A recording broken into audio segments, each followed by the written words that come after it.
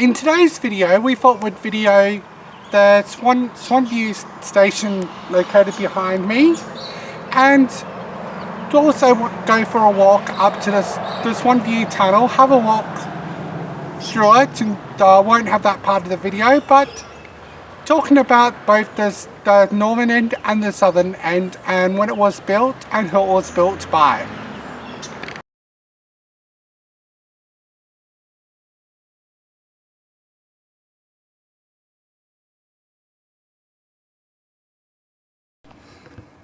Just on the approach to the Swan View tunnel, you can have the option to take the left path, which will avoid the tunnel. You take the right path, it will take you towards the tunnel. So you can choose to, if you're more daring, to walk through the tunnel, but bear in mind that a torch would be highly recommended, or some kind of light. Here we are standing at the entrance of the Swan View tunnel. It was designed in 1894 by Swan O'Connor and took 1 year to build. It was dangerous work. More than 300 workers only had pickaxes, shovel and dynamite to work with. So it's interesting the fact that when this tunnel was constructed using the old methods to modern day tunnel boring, it's certainly engineering work. So the amount of time and effort that took in to go to build one simple.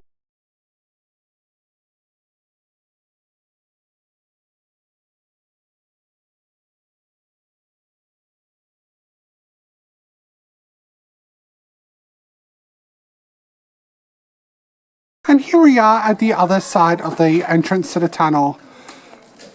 So it's certainly different on the opposite. I did notice this sign here about using torches and walking your bike rather than riding due to uneven surfaces.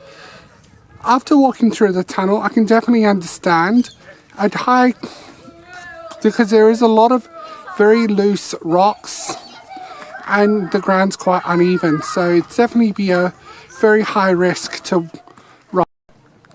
Just on the exit of the tunnel on the northern side, we have these plaques talking about famous people, Sir John Forrest, Swan O'Connor and William Noah Hedges. Basically were all three of them one explorer, two engineers, and they had various scenes they did for the community. This next one shows an actual steam train exiting out of the southern side of the tunnel, talking about the construction, how long it is at 340 meters.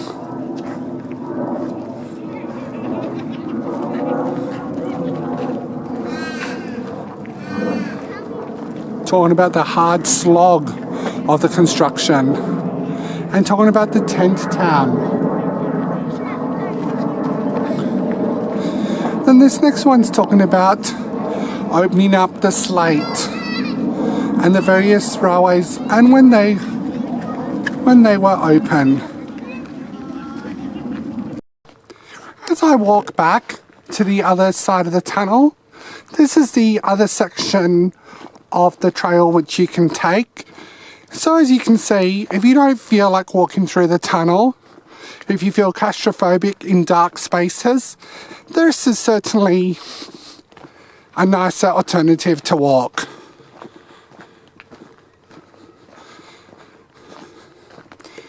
With nice lovely views as well. I went for a walk and I noticed some lovely rocks, well not rocks as such but cliffs, and I just imagined, and hopefully you can imagine too, how harsh it must have been for them to go through the rocks to build the heritage trail. Did you want to add anything about any features or anything that you found unique about the trail so far? Just the, as I say before, the harshness because you could visualise I could visualise in my mind what it would have looked like before the track would have gone through, or the line would have gone through, and then to see on either side of me the cliffs, the rock face, and how they would have had to have dug it all through by hand tools, as there was no machinery. Pickaxes, shovels and dynamite. Yes, and because using dynamite, you'd have to think of the safety issues as well. Well, thank On the rail trail again, Swan View has a lovely station, lovely walking trails. One of the walking trails that you can do is walk through the tunnel, the Swan View tunnel. Has a bit of history to it. That I'm here to talk about the surrounds of the Swan View station. Been lovely little picnic area, picnic spots.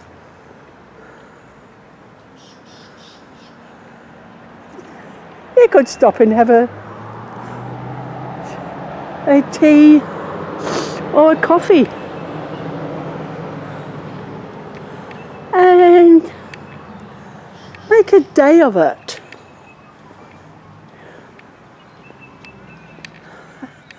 As we reminisce of the days gone by.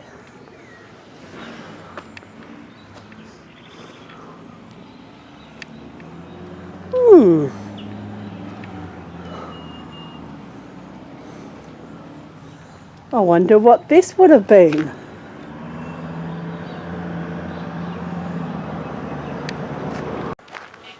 As I walk down, a little bit down the trail, you can only imagine how hard it must have been for the people, the railway workers, the ones that built this line. They would have had to have laid the sleepers down, and then not only laying the sleepers but carving it through the rock that you can see on either side of this trail, as it would have all have been done by hand. Well, not literally with your hands, but no machinery like what we'd have today. Life in those days was so harsh and hard, but they struggled on. They were fighters back then. They didn't complain.